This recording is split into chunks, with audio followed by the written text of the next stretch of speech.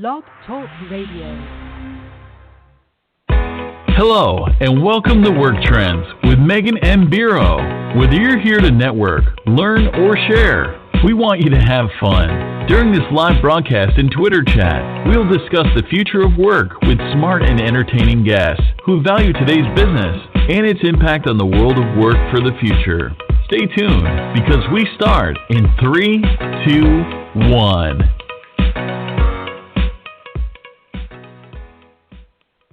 Good afternoon, everybody. Welcome to another informative Talent Culture Work Trends live podcast and Twitter chat. I want to thank our sponsors and give a special shout out. I can't talk today. I think I need more coffee or something. A special shout out to our friends and sponsors out there. Really excited for today's podcast and Twitter chat.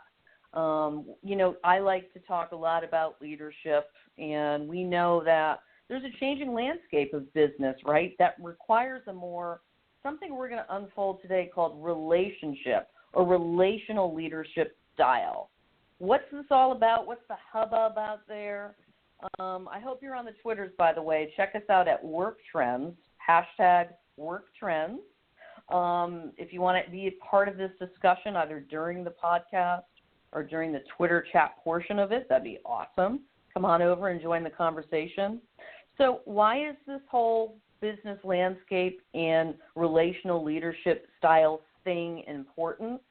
Because the traditional world of work that existed in the past, something that's not part of right now or the future, this sort of dictatorial, autocratic thing, is no longer an option for productivity from followers. I actually posted on Forbes, on my weekly column, a post just a few days ago called 5 Great Ways to Hack Your Leadership Style. And if you want to check it out, go do it. I'll be kind of unfolding a little bit more about my angle on all of this. But most importantly, today we have a guest who is an author. He's a former New England Patriots linebacker, Dr. Jason Carthen. And we're going to be discussing exemplary leadership and its positive impact on the workplace and all that jazz. So I'd like to introduce Dr. Jason Carthen, who can be found on Twitter at Jason Carthen, Carthen. And Jason just told me in the green room he hasn't been on Twitter all that much. So I'm hoping you guys can throw him a line and be part of the community with he and I today. Let's encourage Jason to use the Work Trends hashtag so he can be part of this discussion. So Jason has a super cool background. He's known as the leadership linebacker, and I believe he's got a fancy trademark on that, actually. And, again, he's a former professional football player for the New England Patriots right here. I'm here in Cambridge, Mass., so I know them well. The hometown team here. He's highly sought after as an international speaker in the areas of leadership, motivation, and identifying purpose in life, something that I think we can all relate to, right? He delivered his own unique brand of inspiration, passion, and practical ideas to people in over 1,000 audiences around the world. Pretty cool stuff. He's the founder of Speak Life University, which provides business and leadership development programs for anyone interested in increasing their capacity to influence others. That's something we've been talking a lot about, right? As influencers, influential people, right? This relates to brands and marketing and everything in between now, right? He is a prolific author. He's written over 150 articles and published 3 books related to leadership, business, and personal development. And rumor has it he's got a 4th book on the way. So, Dr. Jason, welcome. It's nice to have you Megan. with us here today. It's good to be with you. I'm excited about this thing. I am too. I want to get this party started with you. Now, did you try out, we did a little testing on the Twitters. Can you see what I'm talking about? You over there using Work Trends? Yeah, actually, this would be the first time using the Work Trends thing here. But, I mean, I've been tweeting and doing all this good stuff, so this should be interesting. We'll have fun with it. We're going to have a lot of fun with it. We have fun here every single week, believe it or not. We love using, Twitter is just one platform, obviously. We've got a blog community, and I've got a fancy LinkedIn group, and all sorts of ways in which we connect, right? Because connecting with people is kind of what it's all about. That's right. Right? Because you can't have talent and leadership and culture and all this fancy stuff that, you and I like to speak about without having people and having that human equation, right? So tell me a little bit about you and your background, Dr. Jason. I mean, you didn't just wake up one morning and become a linebacker for the New England Patriots. Like, what's that all about? Tell us. No. I mean, there was a journey to the NFL, and quite a bit of it had to do with overcoming challenges.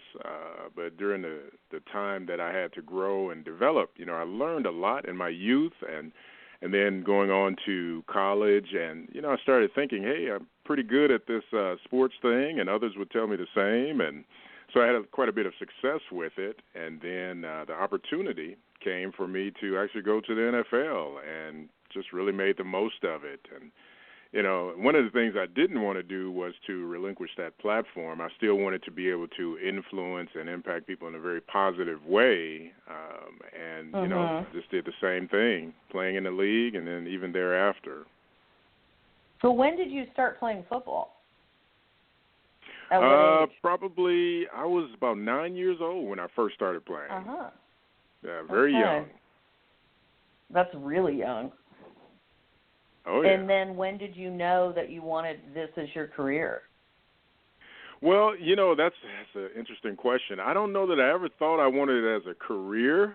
I thought it was going to be a great opportunity. And then when I was in college, I had a lot of success in college, and all-time leader in sacks, tackles for loss, all that stuff. Oh, yeah, all the accolades. And where did you go to college? Went to OU, went to Ohio University. Okay. Yeah. Okay. So Are you born? So you're born and raised Ohio? Are you? No. That's your home state, or where are you from originally? No, I'm originally from Alabama, and then moved to Ohio. Mm-hmm. Okay. For college? No, it was actually earlier, around high school, and then around high school, started having some success there, and the opportunity to be recruited very heavily from schools all across the country came up, and just made the most of that. And I think from there, I really wanted to, you mentioned the idea of making football a career. I really wanted to leverage it to be able to go to college and achieve some things. That was the main premise behind it at the time. Yeah. Well, that's a pretty smart premise, huh? Because I know a whole heck of a lot of football players out there who squander that opportunity due to whatever it is, getting involved in stuff that maybe, they shouldn't be getting involved with, or they just got off course. That's easy to do. Really easy to do. Sure. I think if you really don't have a guiding sort of pathway at that point, it can be challenging. It's a lot of temptations, a lot of challenges out there that you have to overcome, and you really need to be focused. Really have to be focused. Did you have a mentor, somebody either in college or when you started to play, for the NFL? Was there somebody that really stood out to you, that supported you, that was a listening, that was there to listen, or was it just the whole team in general? I'm always just curious. No, I really didn't have a mentor per se. I think it was more of just trying to watch and kind of get a feel for, what was expected, the type of camaraderie. And now I did have people that, there were I guess you would say guidelines or bumpers that you didn't want to go past. And some people would test the boundaries and the limits. And for me, I saw those very clearly in terms of the boundaries and didn't want to go outside of those. And, I just really stayed within it and allowed me to be able to move forward and learn quite a bit, Megan, while I was there, and really set me on the path to be successful in life. And it was good. I mean, it was a good opportunity. I look back on it now, and I'm thankful for that. I bet. Well, how did you transform then from a football player into the leadership linebacker? You know, and you're an author, you're a speaker, you're a leadership expert. You know, you got kind of a fancy thing going on right now. How did that transition go for you? Well, for me, I think we all have to take off the helmet and the shoulder pads at some point when you play. I don't care if it's high school or college or even the NFL. And for me, I was always thinking about that day. And one of the things that I wanted to be intentional with, Megan, was making sure I would be equipped to help others and to really carry out my purpose on a daily basis. And so I went back to school after I sustained an injury in the NFL that really curtailed my career. And going back to school, going back to school really opened up a lot of, doors in terms of what I wanted to do, how I wanted to be intentional with helping people, and it was just great. So the leadership linebacker, it's kind of funny, that was actually born from one of my speaking engagements, and it was kind of cool because, I just have a passion for leadership. I went to Harvard, then after Harvard I went to Regent and got my PhD in leadership, and organizational leadership specifically. And it really allows me to understand the behavioral aspects of people and why they do what they do. And the two just stuck, the leadership linebacker, so. Love it. And when did that occur? How long you been doing this? Let's for see. A career. I have been doing this almost 2 decades now.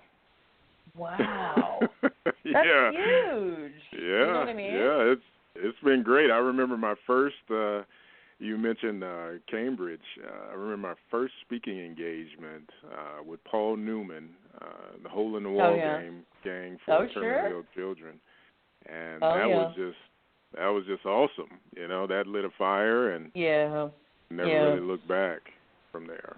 Yeah, I'm from Paul Newman lived in Westport, Connecticut for many years, and I'm from Fairfield, Connecticut. Just the town over, so very familiar. Yeah, very familiar with the Hole in the Wall gang and that whole movement and all of what the Newmans have been doing is just amazing.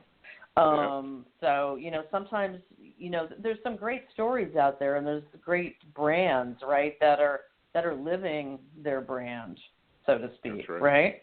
Absolutely. So what is it about leadership? Because you're a smart guy. You're also You still play football or soccer or basketball? I mean, you still kind of active? You and I haven't met in person yet, so I don't know what you're into. Yoga? You still getting about? Well, I'm very active. You have to take a look at my Twitter feed and all the other things that I do. But I run marathons. I still work out. Ran a 26.2 recently. I mean, I definitely stay fit. Now I'm starting to feel a little slack. Go easy on me, Dr. J. Go easy on me. I'm starting to feel like a slacker. Well, we'll get you out there. We'll stay connected. We'll get me out there. Yeah. We'll get me. I mean, when it comes to marathons, I do yoga. I'm a huge fan of yoga, by the way. So I'm all about that and cycling and staying healthy. I'm really into it, actually. But boy, you're an inspiration, I tell you. So part of you is just, I mean, you're living your passion. That's really inspiring to all of us, right? So how can a leader truly cultivate the heart of followers, as you like to talk about? Tell me a little bit more about that. Wow, great question. I think there's, due to our time, I mean, we could do this for hours, Megan, but I think a couple of things. When a leader wants to really get to the heart of a follower, a lot of it is going to have a foundation in emotional intelligence. And I don't know if people are familiar. Many people probably are with EQ, something that's been talked about for a period of time, but essentially that leader is able to connect with the follower on a deeper level. They're able to look at that follower and be self-aware so they can engage the follower in a certain way, so the follower can really feel empowered. They can feel like they have a voice. They can feel like, they matter. And a lot of the emotional intelligence quadrants would point to the idea of, hey, if a leader is self-aware, if a leader is able to self-regulate, and a leader is internally motivated, they are able to then engage the follower's heart in a certain way, as opposed to just, as you mentioned at the top of the show, being dictatorial or autocratic or something like that. They're going to be more empathetic. They're going to be more inclined to really engage a follower at a very deeper level, so they know they matter. I mean, that part is crucial. And thereby, Megan, then the follower is going to be able to say, hey, when I show up to work, I'm not just showing up to work just to do some menial task. No, it matters that I'm here. The leader stops. They engage me. I feel that it's more of a shared leadership at that point. And so that follower is able to just move forward and just really look forward to going to work and carrying out their purpose on a daily basis, more so than just receiving a paycheck. You must be pretty busy, because I got to be honest with you, I think there's a lot of leaders out there who don't have these characteristics, no? Oh, yeah. Yeah, well, it's something that, and again, you mentioned it before, but if you look back in the early 1900s, roughly around 1918, Frederick Taylor had the whole idea of scientific management, and that birthed the idea of what leadership should be. So essentially, scientific management says that, hey, every follower is just someone or some individual that's a cog in a wheel. They can be replaced. If they don't do what they need to do, then we'll just get rid of them. So, Megan, that started a trend, and many, many organizations, they really adopted that leadership style. But, one of the things that we all need to be aware of is that we have a new generation that's coming along now. And we also have some followers that are fed up with that autocratic, dictatorial style, and they want more of a relational style. So really, we're trying to stem the tide of what Frederick Taylor was talking about so early on and replace that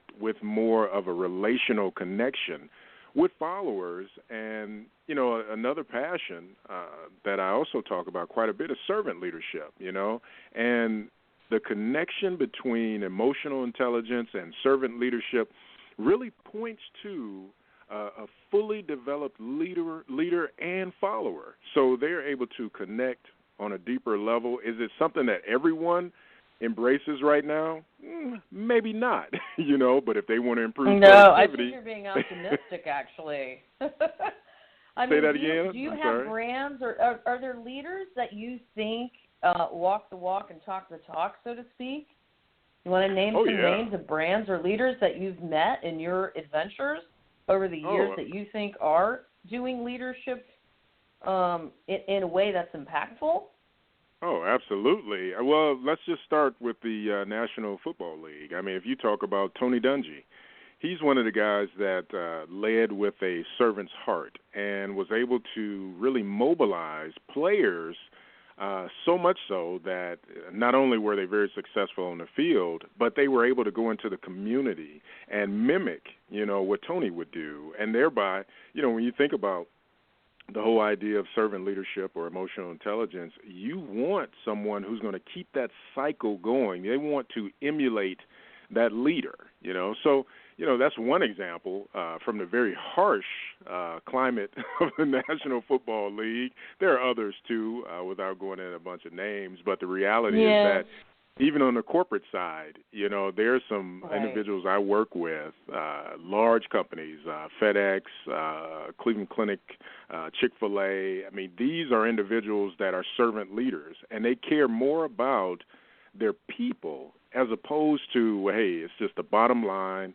If these people don't do what they need to do, then they're out of here. That's old hat. That's not something that people want to ascribe to, and it's not something that's going to get the most out of the followers. And let me share one other thing with you. I think at the end of the day, too, Megan, we have to remember that followers will show up.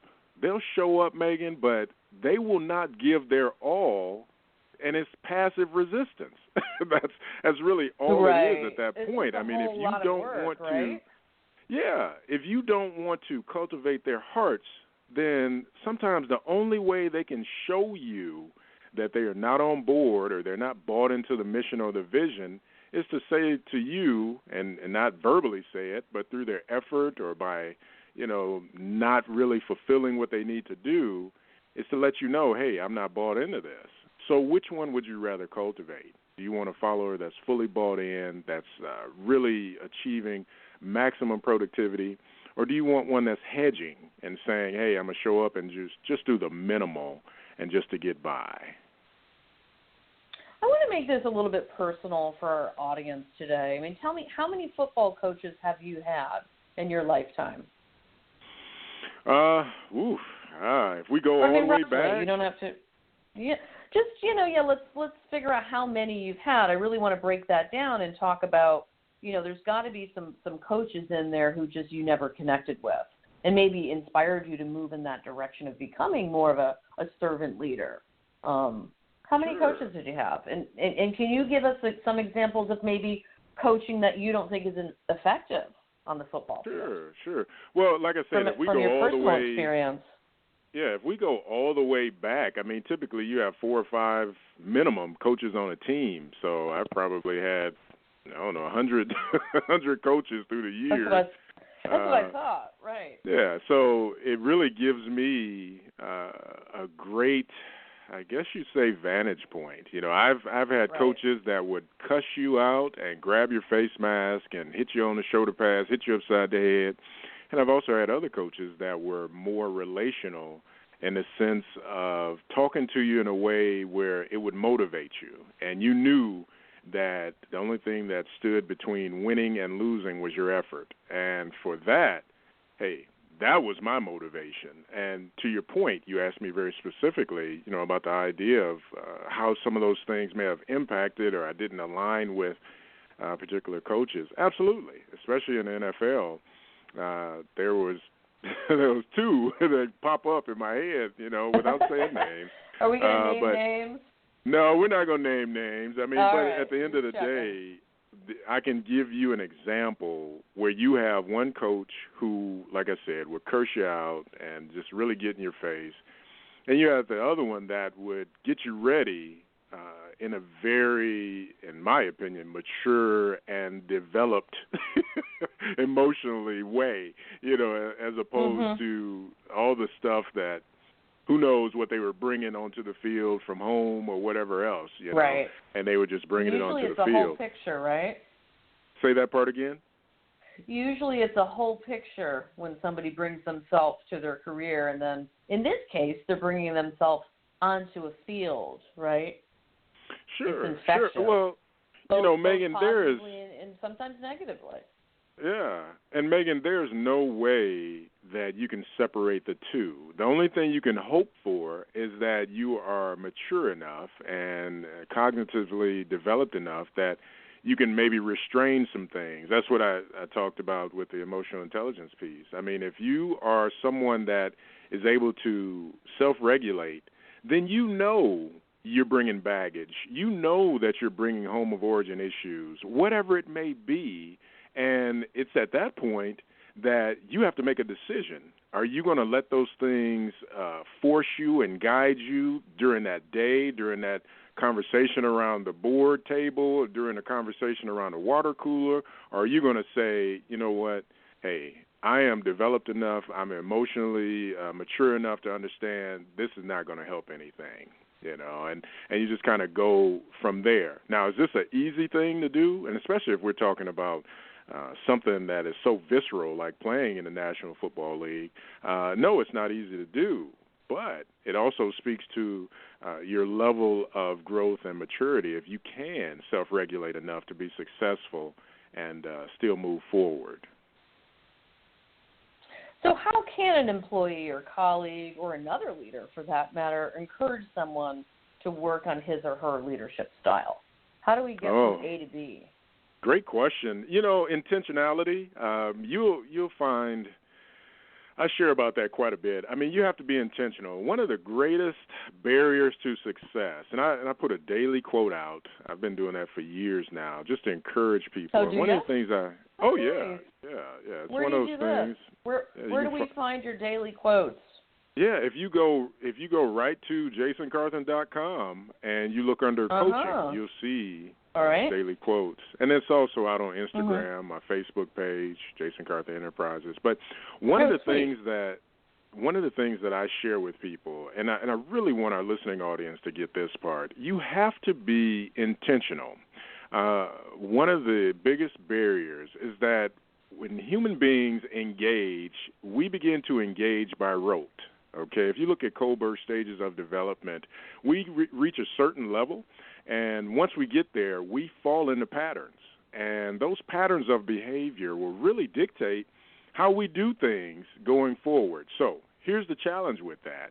If you've always done something a certain way, there's a greater likelihood that you're going to continue to do that. So one of the things you want to do is be very intentional with learning very good habits as a leader and as a follower, because here's what can happen. In an organizational setting, you essentially can really impact the culture in either a positive or a negative way. If you want a follower to grow, if you want a follower to develop skills that are going to help the company's bottom line and impact the culture in a positive way, that leader has to model the way. They have to be intentional with modeling the way. They have to be the one, right? They have to actually absolutely. Show up as that person, which is challenging. Maybe you didn't get a good night's sleep last night, right? Maybe you were out late partying with your friends. You know, who knows? Well, so let me tell you something, Megan. Actually is important, right? Absolutely. Let me share something with you. You know, the mantle of leadership is heavy. It is not something that's light. It is not something that is to be taken lightly. And so what happens, you know, all the things you just mentioned, they may lend themselves to fun and opportunities to fellowship and all that stuff. But if you're a leader, then you have a responsibility, and that's what that mantle is all about. And if you're going to model the way, you have to be intentional with it, because people are going to watch. You know, they're going to watch, and they're going to try and figure out. Now, you know, more than ever, right? Sure. Now more than ever, they're watching. We're all watching. We're all listening. We're all sharing our thoughts, right? Sometimes on an hourly basis. Absolutely. On some of these social channels, right? So listen, we're down to like 3 more minutes. Tell us a little bit quickly about your newest book, 52 Ways to Tackle Leadership for Your Success. Oh, yeah. Well, you know, hey, excited about this resource. I call it a resource because at the end of the day, I actually wrote this in a way that would allow people to really keep it at the corner of their desk. Okay, it's not something that should just be shelved. It's 52 weeks of leadership points and opportunities, you know, for you to discuss. It serves as much more than just a book to read through and then put away.